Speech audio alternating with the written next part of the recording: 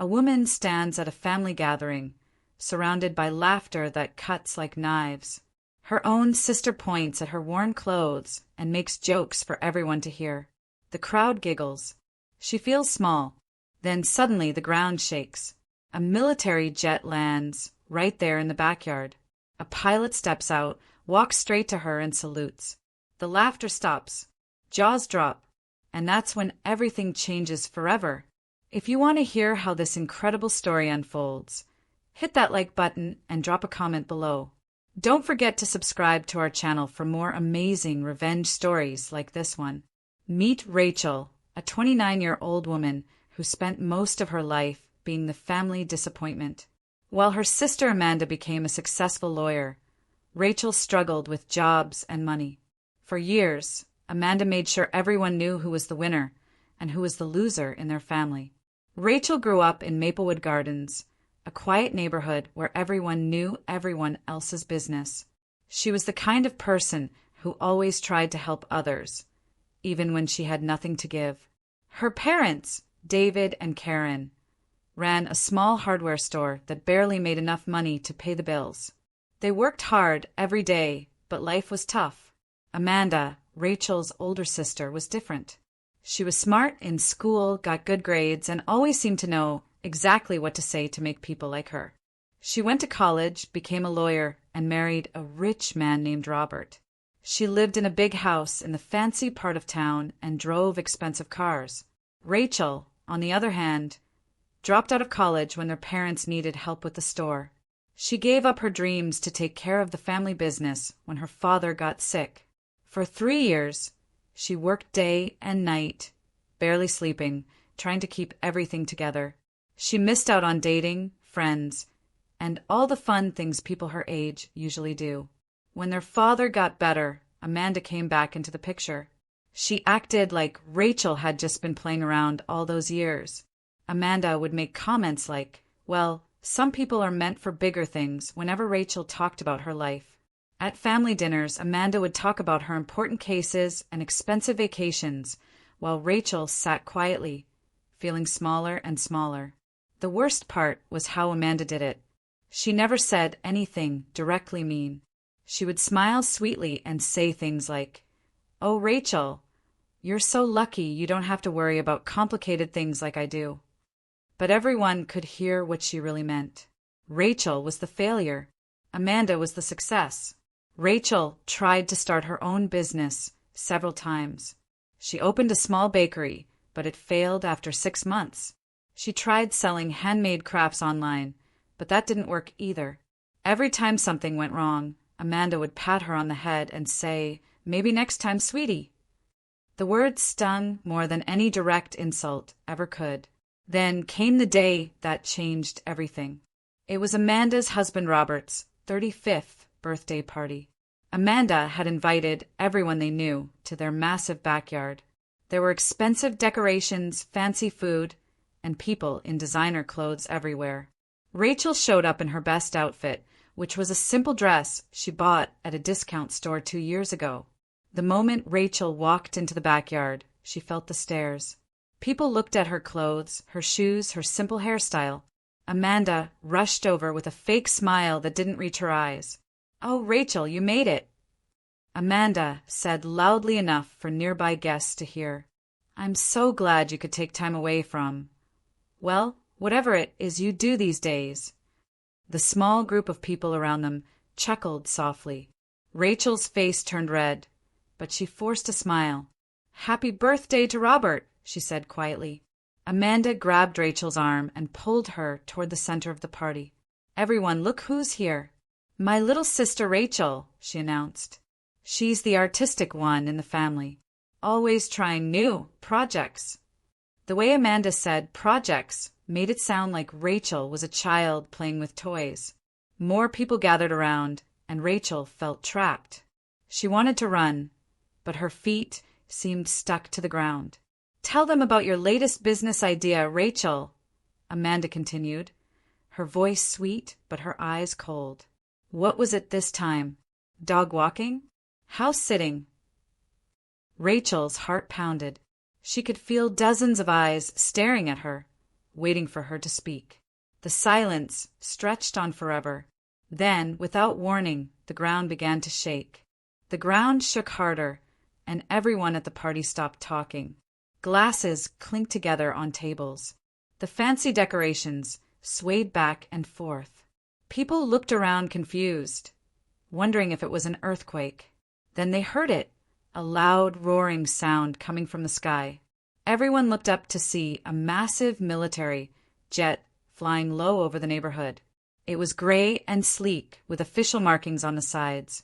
The sound was so loud that people had to cover their ears.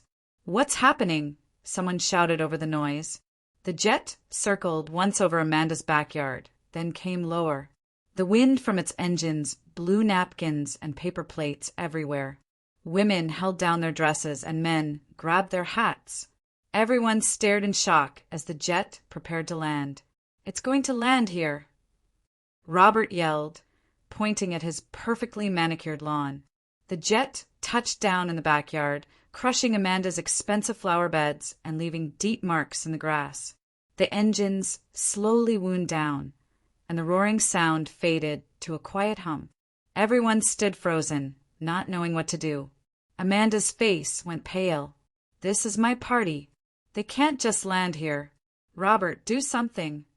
But Robert was just as confused as everyone else. He pulled out his phone and started recording like many other guests. This was definitely not something you see every day. The jet's door opened with a mechanical hiss. A metal stairway unfolded automatically.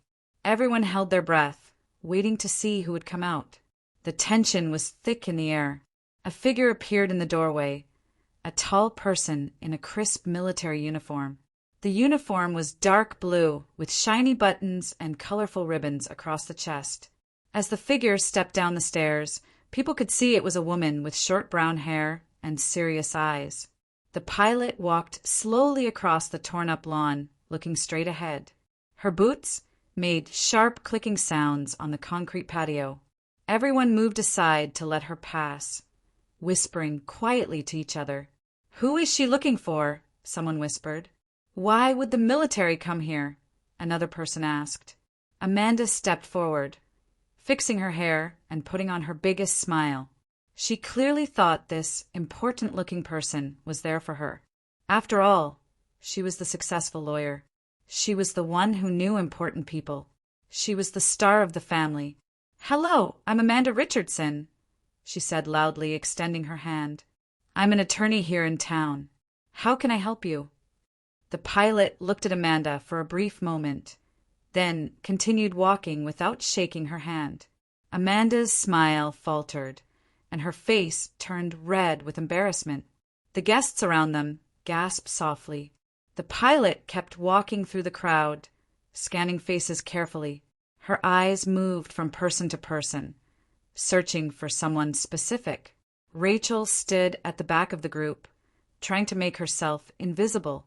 She had no idea what was happening, but she didn't want any more attention. "Excuse me," the pilot said in a clear, strong voice. "I'm looking for Rachel Martinez."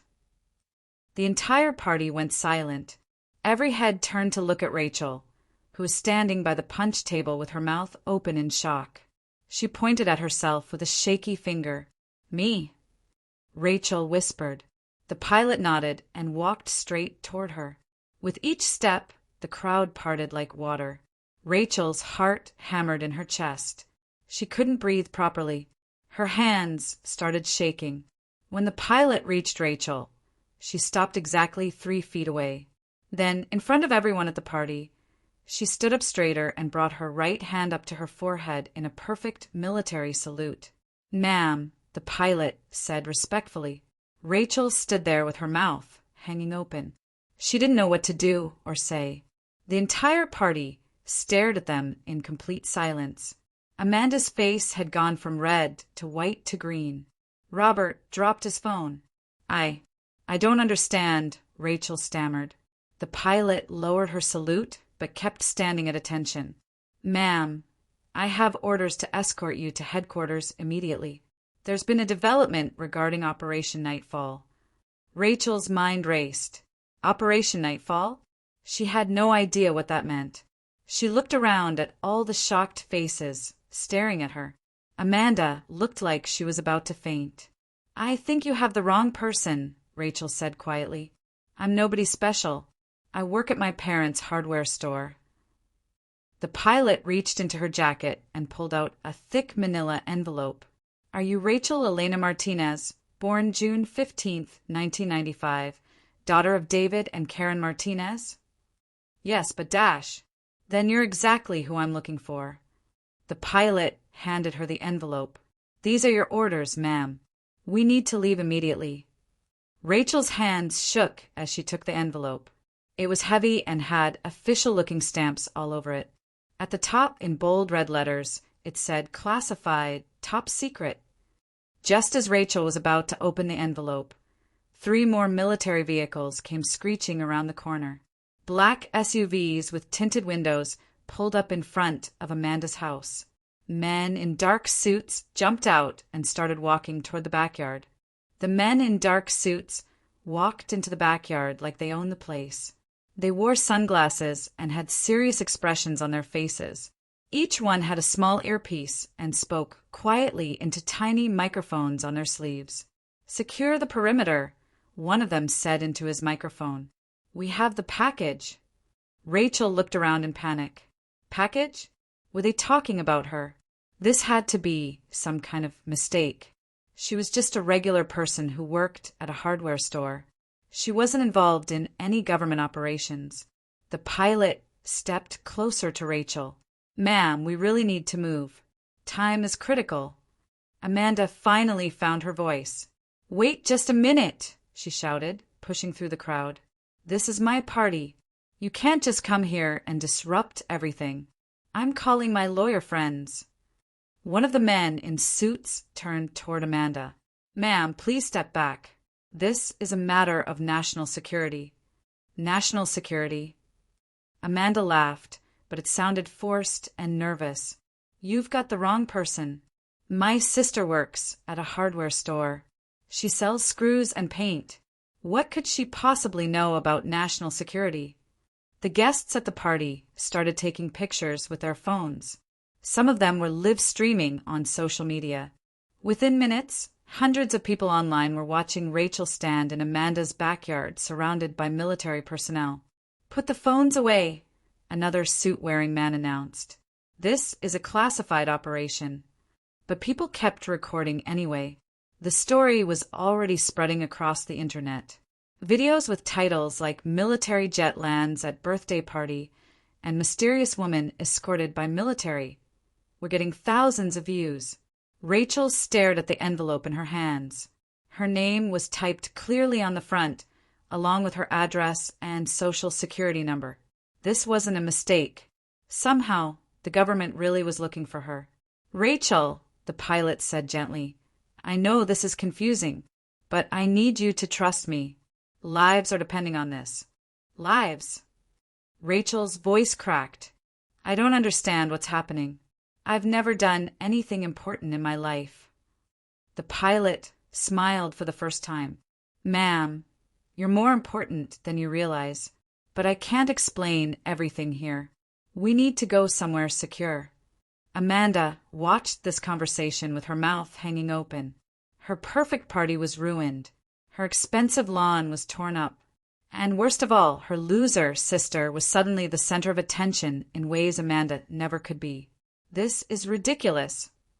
Amanda shouted, "Rachel, tell them they have the wrong person. Tell them about your failed businesses. Tell them how you dropped out of college." But Rachel wasn't listening to Amanda anymore.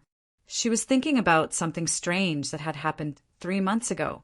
A man in a suit had come to the hardware store asking weird questions about her family history.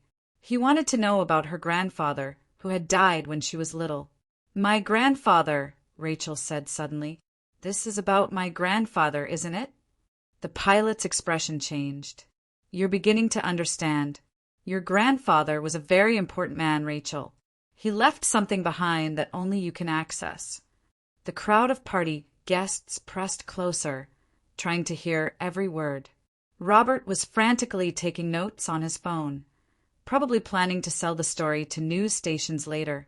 What did he leave behind? Rachel asked. Before the pilot could answer, one of the men in suits pressed his earpiece and spoke urgently into his microphone. We have a problem. Hostile forces are moving in. ETA, 3 minutes. Hostile forces? Rachel squeaked. What hostile forces?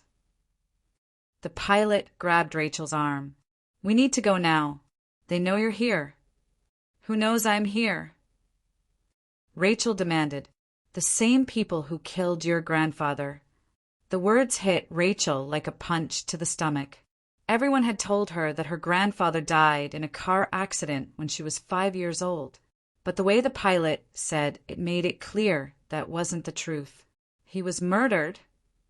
Rachel whispered. We'll explain everything once you're safe. But right now we need to move. The pilot started pulling Rachel toward the military jet. The engines were already starting to spin up again, making a loud whining sound. The men in suits formed a protective circle around them. Amanda ran after them. You can't just take my sister. I'm calling the police. Ma'am, we are the police, one of the suits said. Federal agents. Please step back. The party guests were in complete chaos now. Some were trying to leave, afraid of getting caught up in whatever was happening. Others were recording everything, hoping to become famous online. Robert was shouting about his ruined lawn and demanding compensation. Rachel's mind was spinning. Her grandfather was murdered. She was apparently important to national security. And now, hostile forces were coming for her. It felt like she was living in a movie. Wait, she called out as they approached the jet. What about my parents? Are they safe? They're being moved to a secure location as we speak, the pilot assured her. Don't worry about them. As they reached the bottom of the jet stairs, Rachel heard a new sound in the distance. It was the unmistakable thump, thump, thump of helicopter rotor blades. Multiple helicopters getting closer fast. The pilot looked up at the sky, then at her watch. They're early. Go, go, go. Rachel stumbled up the stairs into the jet. Through the windows, she could see 3 black helicopters approaching from the north. They didn't look like military helicopters. They looked sleek and dangerous, like something from a spy movie. The men in suits were running toward their SUVs.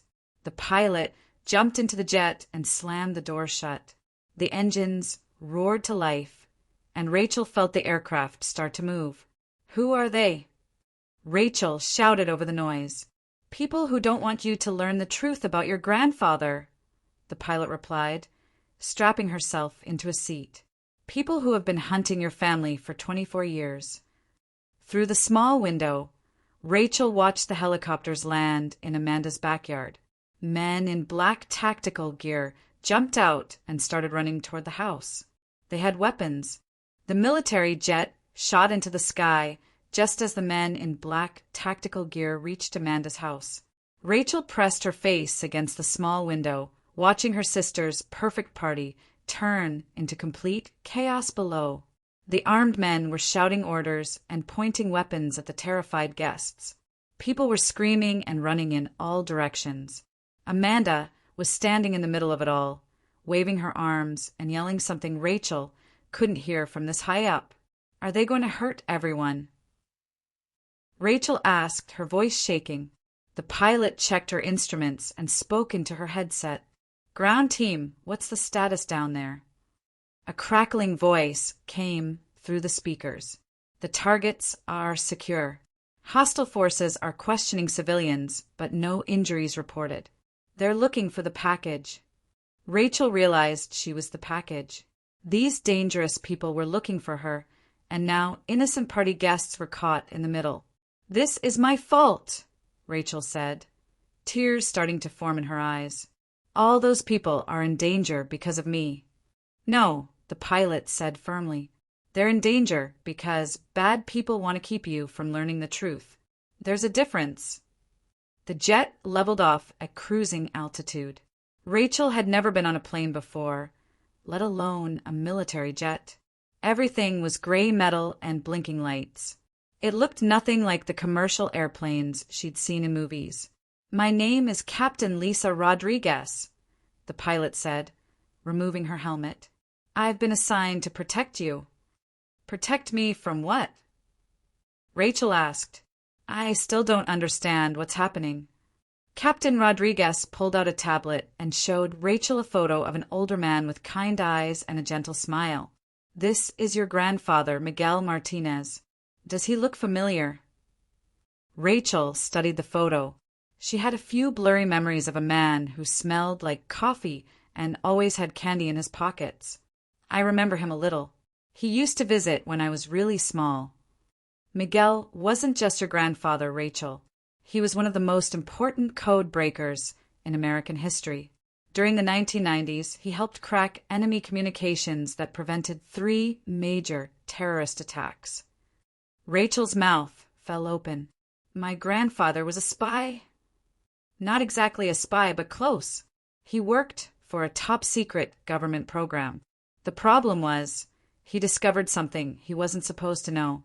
Something that could expose corruption at the highest levels of government." The jet hit some turbulence and Rachel gripped her seat. "What did he discover?" "Evidence that certain government officials were selling military secrets to foreign countries. Miguel gathered proof, but before he could report it, the corrupt officials found out. They arranged for his car accident." Rachel felt sick to her stomach. "So he really was murdered?" "Yes, but Miguel was smart. He knew they were coming for him, so he hid the evidence. He created a special code that only someone from his family could break. Someone with his DNA." "His DNA?" Captain Rodriguez nodded. "The code requires a genetic fingerprint scan. It will only work for someone directly related to Miguel Martinez. That's why they've been watching your family for years, waiting for the right moment." Rachel thought about all the strange things that had happened over the years. Phone calls that hung up when she answered. People who seemed to be following her parents. A break-in at their house where nothing was stolen. It all made sense now. "Why now?" Rachel asked. "Why after all these years?" "Because the corrupt officials are about to be promoted to even higher positions. One of them is being considered for Secretary of Defense. If that happens, they'll have access to even more secrets to sell. We need Miguel's evidence to stop them." The jet started descending, and Rachel looked out the window. Below them was a massive military base with runways, hangars, and buildings spread out for miles. "Where are we going?" "Fort Harrison. It's one of the most secure facilities in the country. There's a special computer there that can read your grandfather's code." As they landed, Rachel saw dozens of military vehicles surrounding the runway. Soldiers with weapons stood at attention. This was definitely not like anything she'd ever experienced. "Rachel," Captain Rodriguez said as the jet engines wound down, "I need you to understand something. Once we access your grandfather's files, there's no going back. The people who killed him will stop at nothing to keep those secrets buried. Your life will never be the same."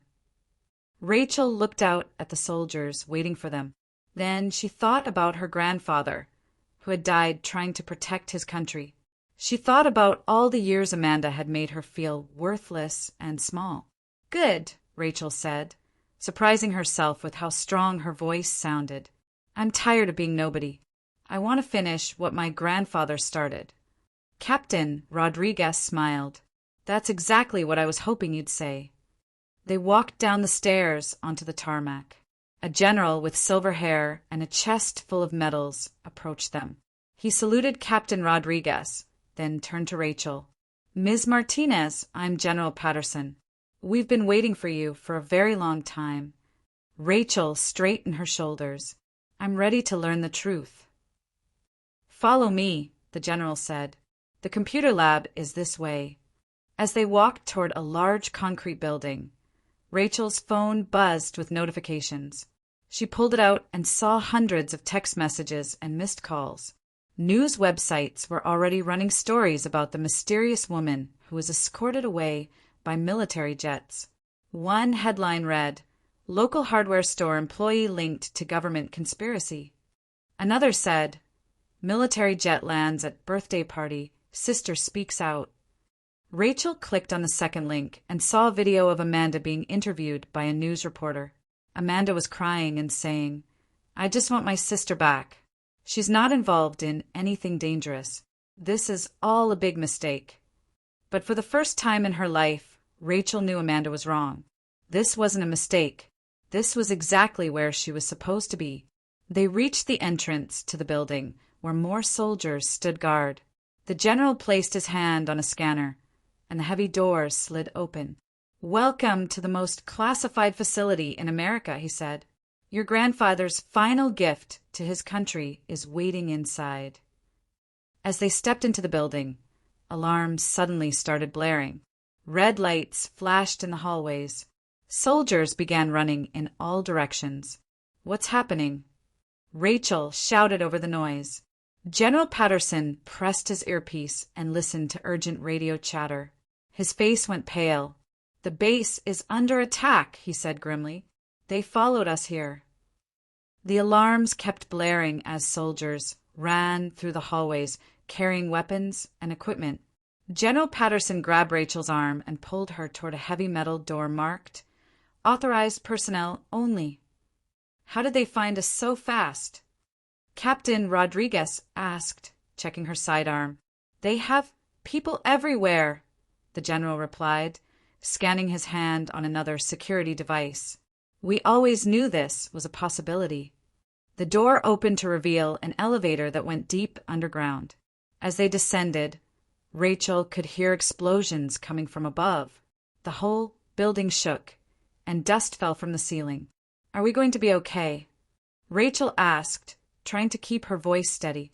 The computer lab is in the most secure part of the base, General Patterson assured her.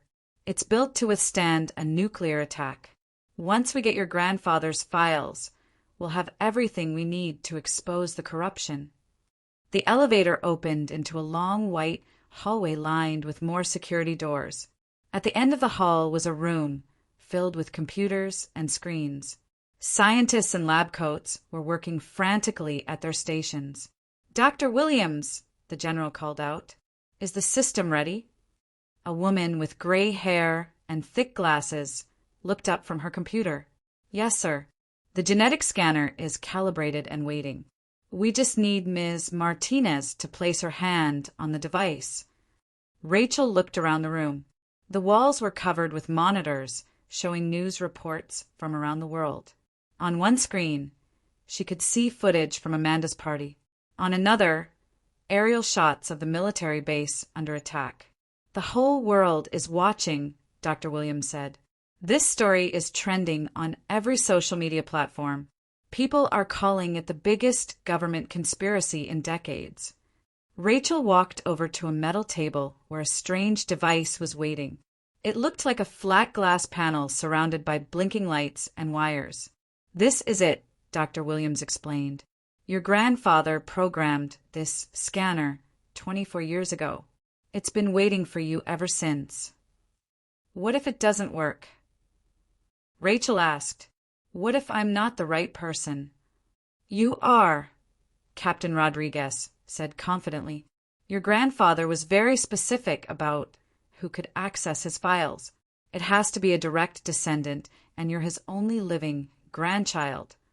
Rachel took a deep breath and placed her hand on the scanner. The glass panel lit up with blue light, and she felt a slight tingling sensation.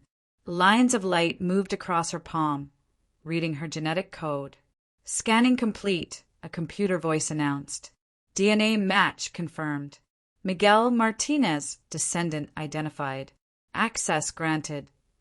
The screens around the room flickered to life. Thousands of documents, photos, and video files appeared. Rachel saw her grandfather's face on one of the monitors, looking much younger than she remembered. Rachel, her grandfather's voice said from the speakers. If you're watching this, then I'm probably dead and you're in great danger. But you're also the key to saving our country. Tears ran down Rachel's face as she listened to her grandfather's words. He explained how he had discovered a network of corrupt officials selling military secrets to foreign governments. He had names, dates, financial records, and recorded phone calls proving everything. The evidence is all here, Miguel's voice continued. But be careful who you trust. The corruption goes deeper than you can imagine. General Patterson was reading through the files on his tablet. His face grew darker with each page. "My God," he whispered. "This is worse than we thought. It goes all the way to the top." Dr. Williams pointed at one of the monitors. "Look at this list of names. These are some of the most powerful people in government." Rachel recognized some of the names from news reports. Senators, generals, and cabinet members. People who made decisions that affected millions of lives. "We need to get this information to the press immediately," Captain Rodriguez said. "Agreed," General Patterson replied. "Dr. Williams, start copying everything to secure servers. We need backup copies in case something happens to the original files." As they worked, the explosions above them got louder. The ceiling lights flickered, and the building shook more violently. "Sir!" A soldier's voice crackled through the intercom. "The enemy forces have breached the outer perimeter. They're heading for the underground levels." General Patterson looked grim. "How long until they reach us?" 10 minutes, maybe less." Rachel felt a surge of determination. "How long do we need to copy all the files?" "At least 15 minutes," Dr. Williams said, typing frantically on her keyboard. "Then we need to buy more time," Rachel said. "What can I do to help?" Captain Rodriguez looked surprised. "Rachel, you're not trained for combat. We need to get you to safety." "No," Rachel said firmly. "My grandfather died protecting this information. I'm not running away now." General Patterson smiled proudly. "You have your grandfather's courage." Dr. Williams, show Rachel how to help with the data transfer. Captain Rodriguez, prepare the emergency protocols. Rachel spent the next few minutes learning how to copy files from one computer to another. It was more complicated than anything she'd ever done, but she was determined to help. "The files are uploading to news organizations around the world," Dr. Williams announced. "Even if something happens to us, the truth will still get out." The building shook again, and this time the lights went out completely. Emergency lighting kicked in, bathing everything in red light. "They're in the building," General Patterson said, checking his weapon.